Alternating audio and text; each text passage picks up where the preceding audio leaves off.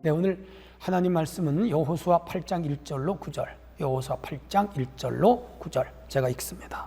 여호와께서 여호수아에게 이르시되 두려워하지 말라, 놀라지 말라, 군사를 다 거느리고 일어나 아이로 올라가라. 보라, 내가 아이 왕과 그의 백성과 그의 성읍과 그의 땅을 다 내 손에 넘겨주었으니 너는 여리고와 그 왕에게 행한 것 같이 아이와 그 왕에게 행하되 오직 거기서 탈취할 물건과 가축은 스스로 가지라. 너는 아이 성 뒤에 복병을 돌지내라 하시니, 이에 여호수아가 일어나서 군사와 함께 아이로 올라가려 하여 용사 3만 명을 뽑아 밤에 보내며 그들에게 명령하여 이르되 너희는 성읍 뒤로 가서 성읍을 향하여 매복하되 그 성읍에서 너무 멀리하지 말고 다 스스로 준비하라. 나와 나를 따르는 모든 백성은 다 성읍으로 가까이 가리니 그들이 처음과 같이 우리에게로 쳐올 것이라.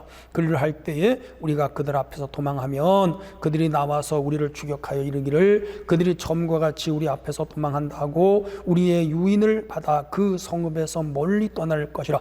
우리가 그들 앞에서 도망하거든 너희는 매복한 곳에서 일어나 그 성을 점령하라. 너희 하나님 여호와께서 그 성읍을 너희 손에 주시리라. 너희가 그 성읍을 취하거든 그것을 불살라. 여호와의 말씀대로 행하라. 보라, 내가 너희에게 명령하였느니라 하고 그들이 보내매 그들이 매복할 곳으로 가서 아이 서쪽 베델과 아이 사이에 매복하였고 여호수아는 그 밤에 백성 가운데서 잤더라. 아멘. 자, 오늘은 다시 도전하라, 그런 주제입니다. 2017년 제작된 미국의 영화인데요, 커드런 워라고 하는 영화입니다. 우리나라에서는 2019년에 개봉했습니다. 토머스 에디슨과 조지 웨스팅하우스라는 사람이 전기 개발을 놓고 경쟁을 그리는 그런 영화입니다. 에디슨은 추궁기, 또 그 전신기, 발전기, 백열구 전기 이런 것들을 만들어 가지고 상업화에 성공한 1800년대 세계적인 발명왕이죠. 그가 전기, 철도, 가정용 영사기 등 1093개의 발명 특허를 만들었죠. 영화 커렌드 워는 전기를 지적사회에 송신할 때 직렬 방식으로 송신할 것인가 교류 방식으로 송신할 것인가를 그린 영화입니다. 에디슨은 실패와 성공을 많이 했죠. 그래서 그가 유명한 명언들을 많이 남겼는데, 그 전구 발명을 하기 위해서 그 실험을 9999번, 10,000번에서 1번 빠지도록, 우리가 지금 천정에 달려있는 저 전기가 지금은 LED라서 이 백열구 전구하고는 개념이 조금 다르지만은 이 백열구 전구를 우리 인류는 150년 넘게 썼잖아요. 지금도 쓰고 있습니다. 그 필라멘트에 불이 들어오게 하는데 그거를 9,999번 실패했다는 거예요. 야, 그리고 성공을 못했어요. 그의 친구는 그에게 1만 번의 실패를 되풀이할 생각이냐고 조롱하듯이 말을 했다고 그래요. 이때 에디슨이 유명한 말을 했습니다. 실패한 것이 아니고 9,999번의 실험을 통해 전기의 이치를 깨달았다라고 말했습니다. 친구는 부정적으로 그 사건을 봤다면 에디슨은 그 한 번 한 번의 실패가 자기에게 많은 것을 깨닫게 하는 것이었다는 거죠. 긍정적으로 사물과 사건을 해석하는 사람이죠. 그는 실패를 거듭했지만 포기하지 않고 또 도전하고 또 도전하고 또 도전하여 우리 인류 문명사에 끼친 영향은 이루다 말할 수 없는데, 그 발명왕 에디슨이 우리를 이렇게 편리하게 사는데 기여한 사람이죠. 대단한 사람이죠. 그 결과 발명왕이 되었고 우리 인류에게는 엄청난 선물을 안겨주었다. 그래서 오늘 이제 맥주 감사절이지만은 사실 감사절 설교는 3부 예배에 담임 목사님이 하실 것이고, 저는 이 영상 예배를 통해서 다시 시작하라는 제목으로 말씀을 증거하려고 하는데, 여러분 큰 도전을 받으시고 은혜의 시간이 되시기를 바랍니다. 이 세상에 성공한 사람들은 하나같이 실패를 딛고 일어선 사람들, 그렇기 때문에 성공을 했죠. 우리도 살다 보면 수많은 실패를 하게 되죠. 이때 포기하지 말아야 돼요. 다시 도전해요. 다시 시작해. 다시 일어서야죠. 자, 그렇다면 다시 도전하고 다시 일어서는 사람은 어떤 태도를 보이는가 하는 거예요. 첫 번째 주제입니다. 낙심하지 말고 재도전해야 됩니다. 1절이에요. 여호와께서 여호수아에게 이르시되 두려워하지 말라 놀라지 말라 군사를 거느리고 일어나 아이로 올라가라. 보라 내가 아이 왕과 그의 백성과 그의 성읍과 그의 땅을 내 손에 다 넘겨주었다. 다 넘겨주었다. 출애굽기에서 신명기까지는 모세의 이야기예요. 여호수아는 여호수아의 이야기. 여호수아가 중심이라 말이죠. 모세가 죽은 후에 이 지도자권, 다시 말하면 모세의 후계자가 여호수아가 됐는데, 그는 모세만큼 능력이 없는 사람, 모세만큼 담력이 없는 사람, 모세만큼 믿음이 없는 사람. 그래서 그는 두려웠어요.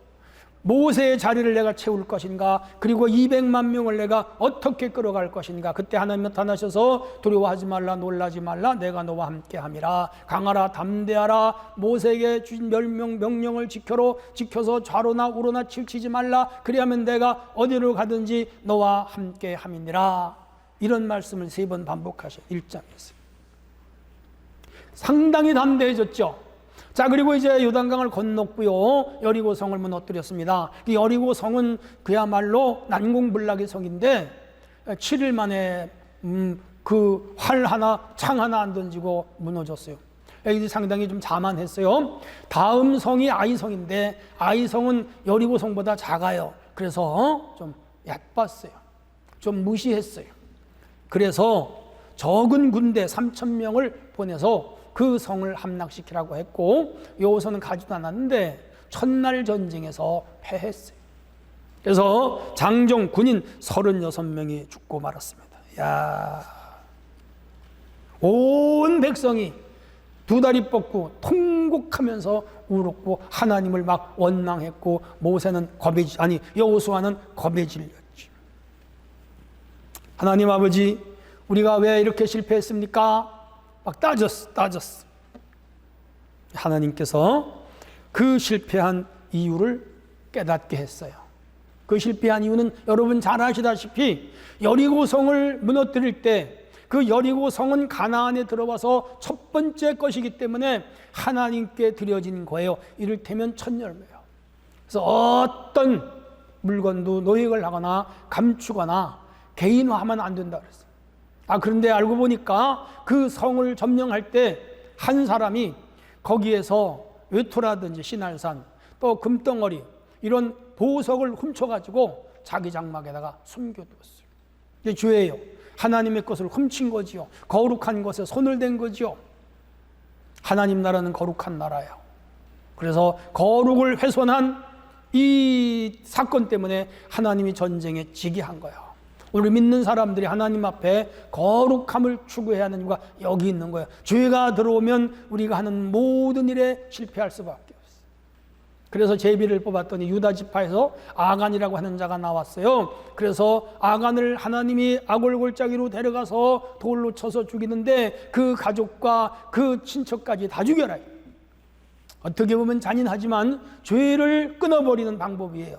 해서 그들을 다 죽여서 그 이스라엘 백성을 거룩했어.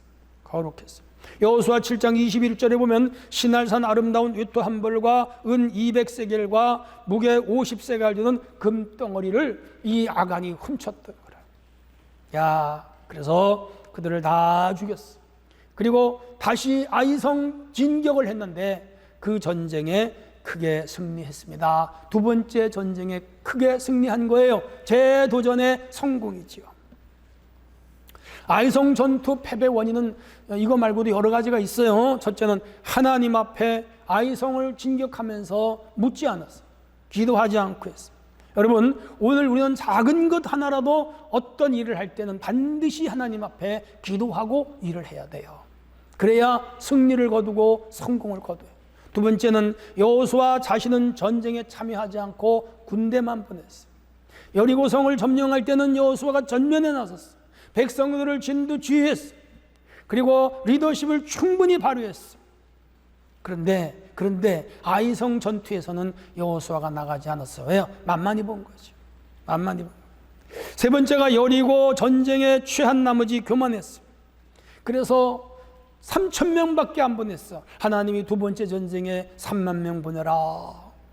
그 정도 보내야 이길 성을 3,000명 가지도 이길 것이라고 얕봤죠. 우리가 상대를 얕보는 순간 나는 무너지는 거죠. 네 번째가 상대를 얕잡아, 위에서 말씀드린 대로. 그리고 다섯째가 주도 면밀하지 않았다.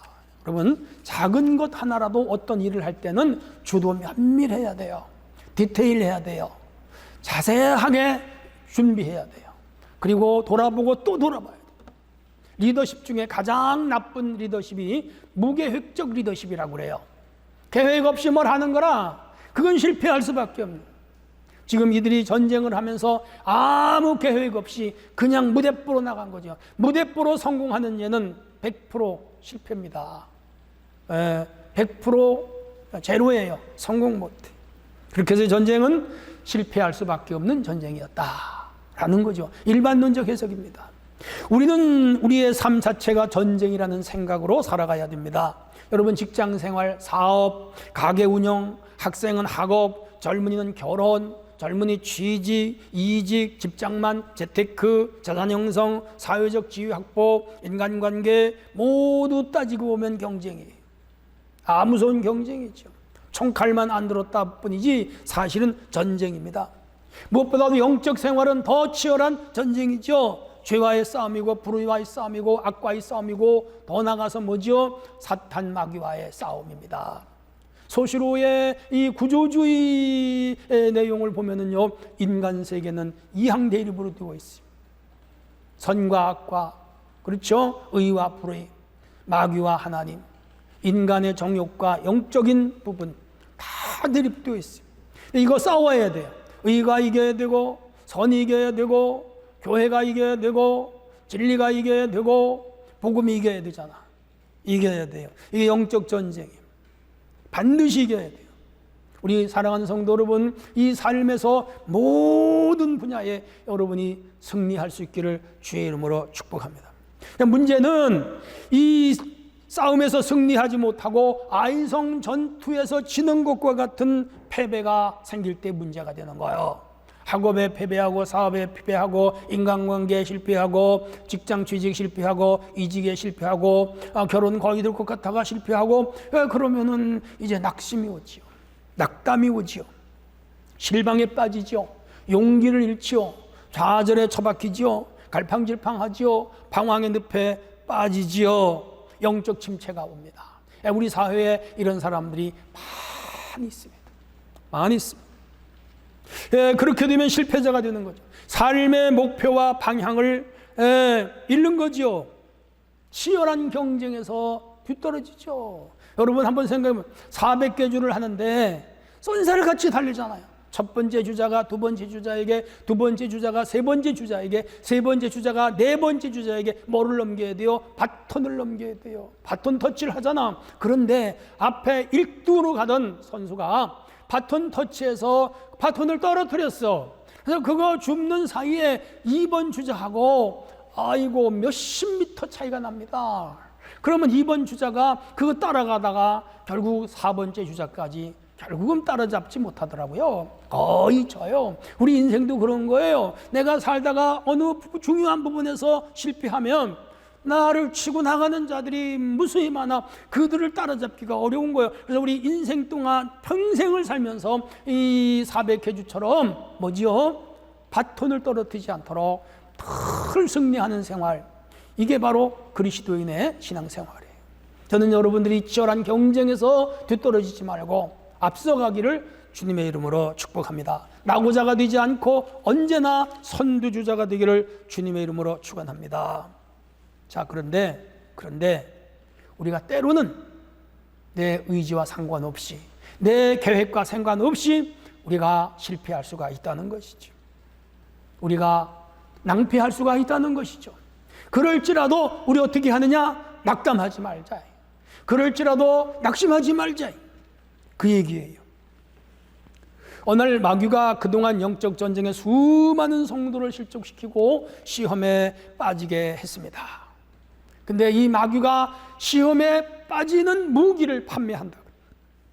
이 소문을 듣고 한 사람이 무기를 구경하러 왔어요. 그 한 무기 앞에 not for sale, 팔지 않음이라는 편말이 이렇게 딱 꽂혀 있어.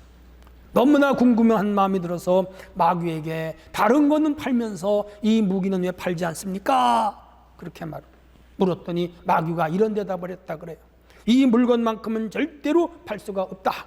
왜냐하면 그 성능이 효과 만점이기 때문에 아무리 믿음은 좋은 성도라고 할지라도 이 무기만 사용하면 금방 시험에 들어버리고 말지. 그래서 이거는 절대로 팔 수 없고 우리가 사용하는. 그래서 다시금 호기심이 발동한 고객이 마귀를 향하여 그 무기의 이름이 뭐요? 그렇게 물었더니 이 마귀가 하는 말이 이 무기의 이름은 낙심, 디스포인트먼트. 이 무기는 낙심이라고 하는 무기다 그러더라는 거예요. 맞아요. 낙심은 패배입니다. 10번, 100번, 1000번 패배하게 하는 무기가 뭐냐? 그게 낙심이고 낙담이라는 거죠. 우리가 낙담하거나 낙심하지 말아야 됩니다. 왜 그렇게 하지 말아야 되죠? 하나님 자녀이니까. 저와 여러분 하나님의 자녀인 것을 꼭 기억하십니다. 하나님은 자기 자녀를 절대로 버려두지 않습니다.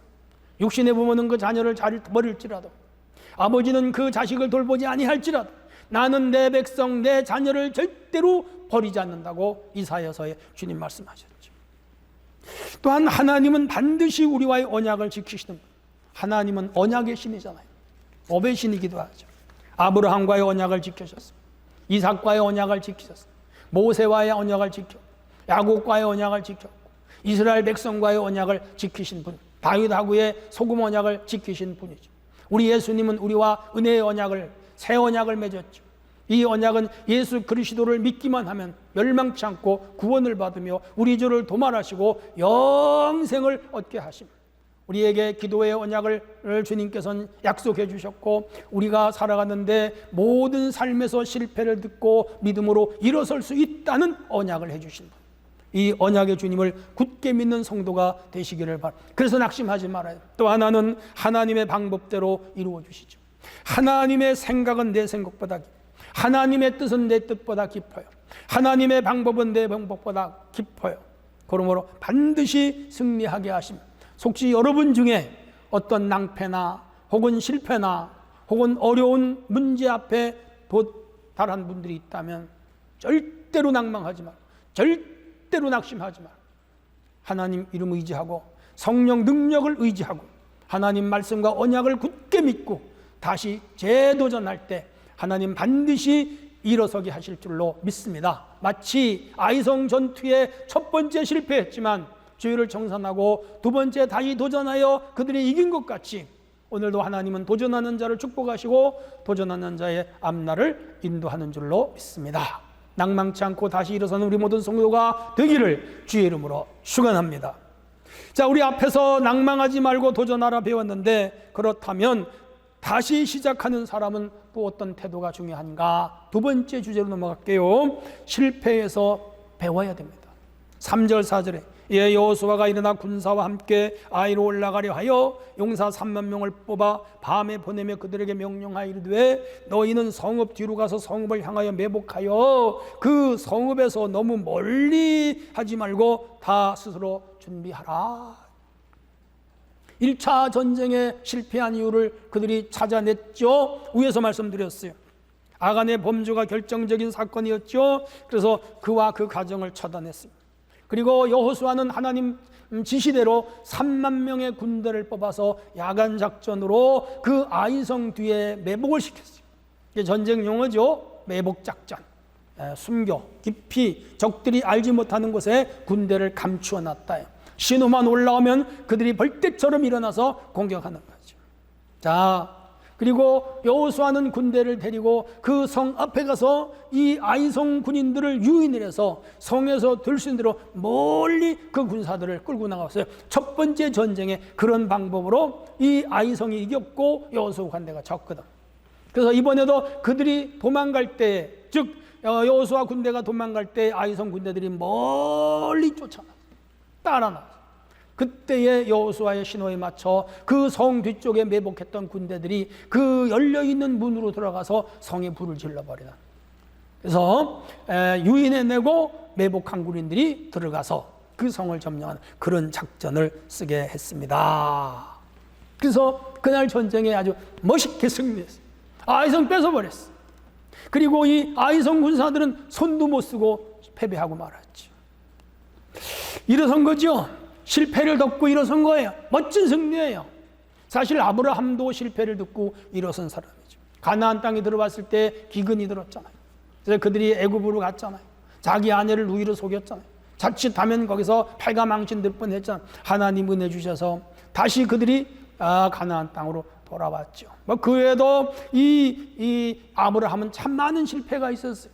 하나님 언약을 믿지 못하고 하가를 통해서 이스마엘을 낳은 사건도 참 슬픈 사건이죠.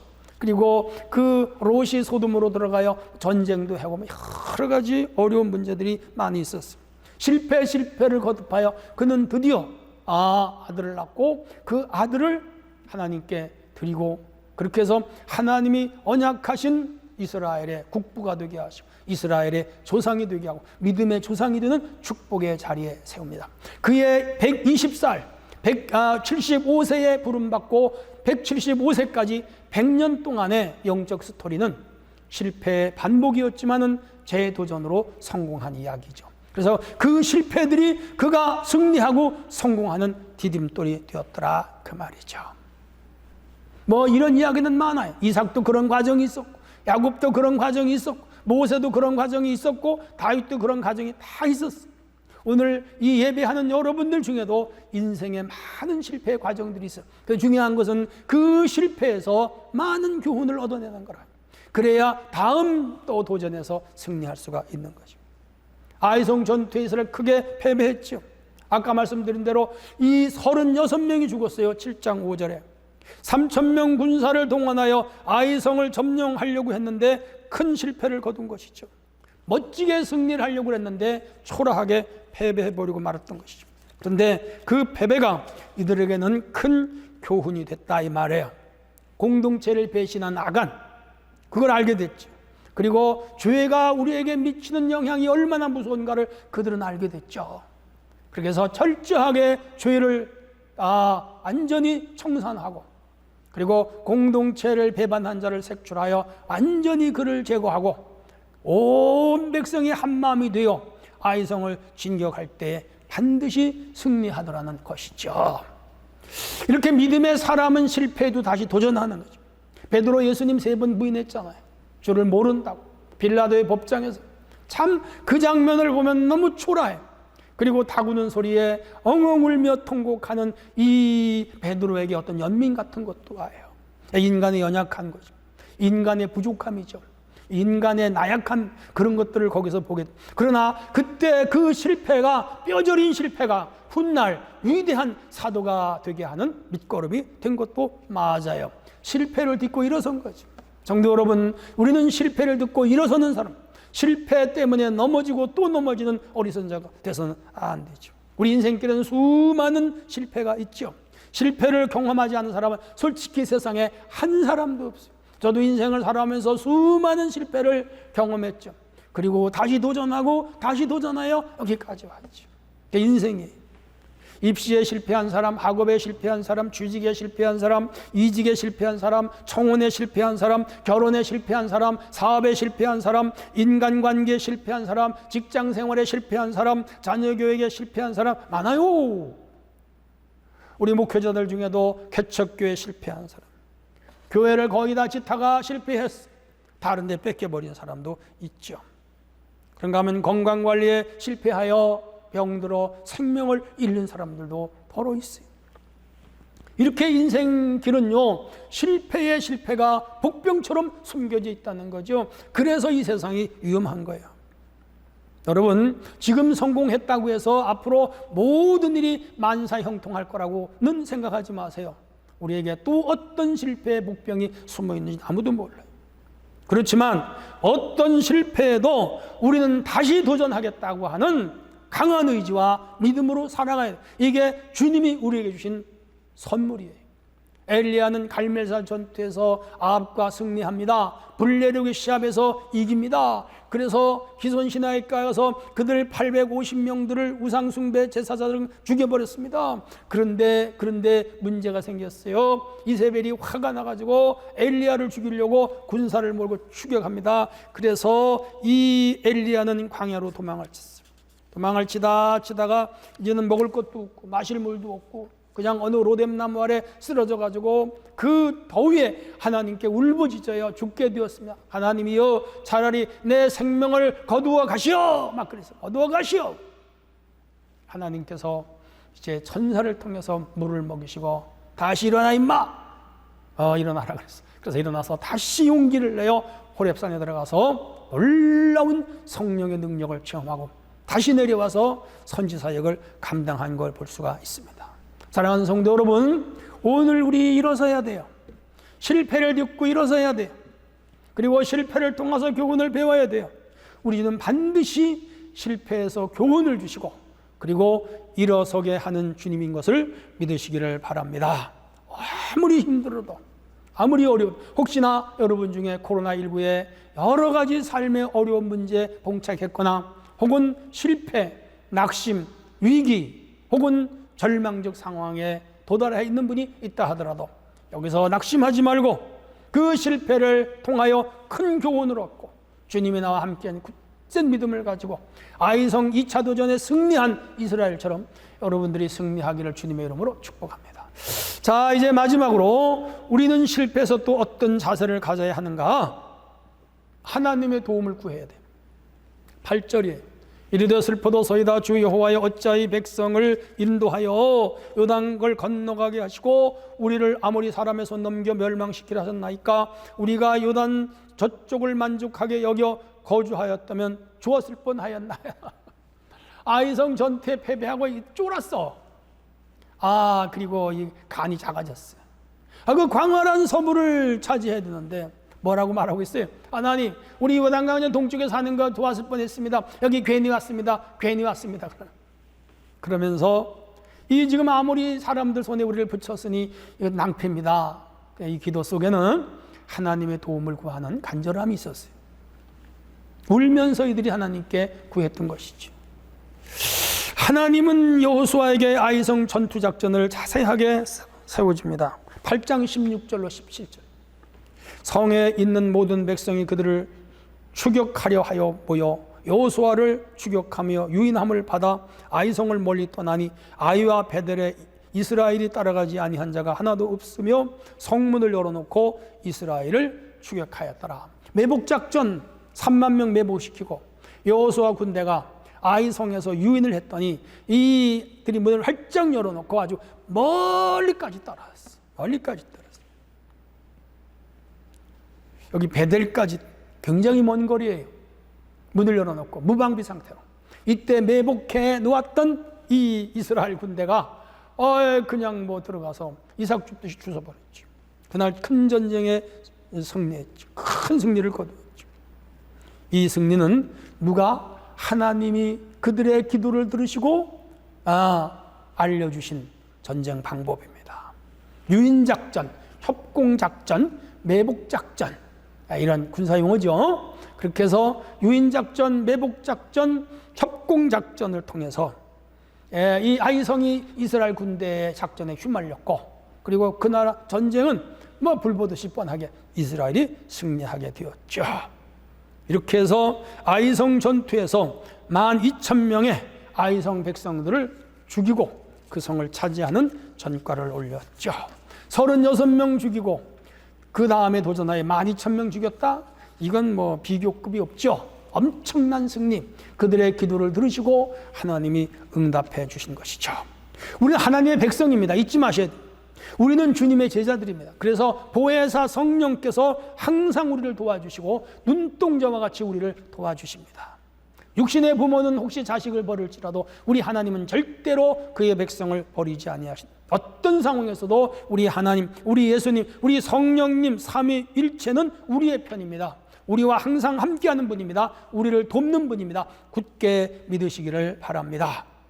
주의 세력에 때로 실패할 수 있어요. 그래도 우리는 다시 일어설 수 있습니다. 마귀 세력에 실패할 수 있어요. 다시 일어설 수 있습니다.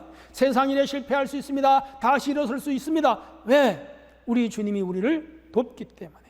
그러므로 오늘 부활하신 주님은 오늘 내 곁에 계시며 우리 안에 계시며 우리 가정에 계시고 우리 교회에 계시며 언제나 내 생활 바운드 안에 계시면서 나를 지켜보시며 돕는 분임을 믿으시기를 바랍니다. 그러므로 우리가 해야 할 일이 뭐죠? 하나님의 도움을 매일 구하는 거예요.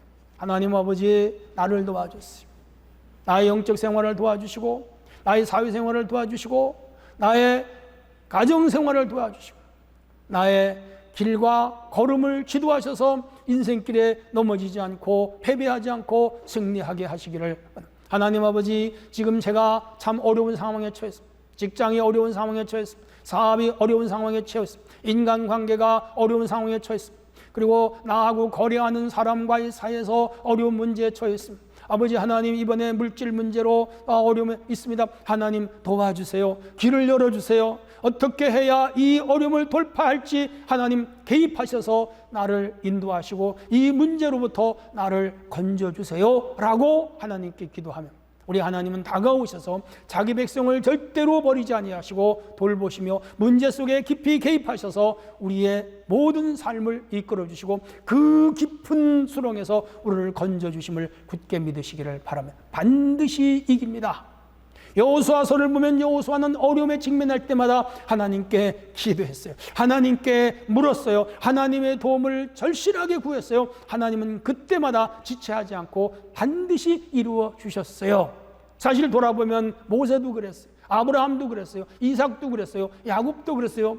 맞아요. 그리고 훗날 내려가면 다윗도 그렇게 살았어요. 바울 사도도 그렇게 살았어요. 이게 믿음의 사람들이 걸어가는 정석이에요. 수학 정석이 있듯이 믿음에도 정석이 있어요. 성도 여러분, 오늘 우리의 믿음의 정석은 뭐죠? 기도하는 거죠. 하나님의 도움을 구하는 것이죠. 하나님의 개입을 간구하는 것이죠. 우리 하나님은 그의 백성을 도와주십니다. 결론이에요. 오늘은 다시 도전하라, 그런 주제로 말씀을 풀었습니다. 아이성 전투애들이 실패했지만은 다시 도전하여 승리했어요. 교훈은 낙담하지 말자 하는 것이고요. 실패해서 교훈을 얻으라는 것이고요. 그리고 하나님의 도움을 전적으로 구하라, 그렇게 전했습니다.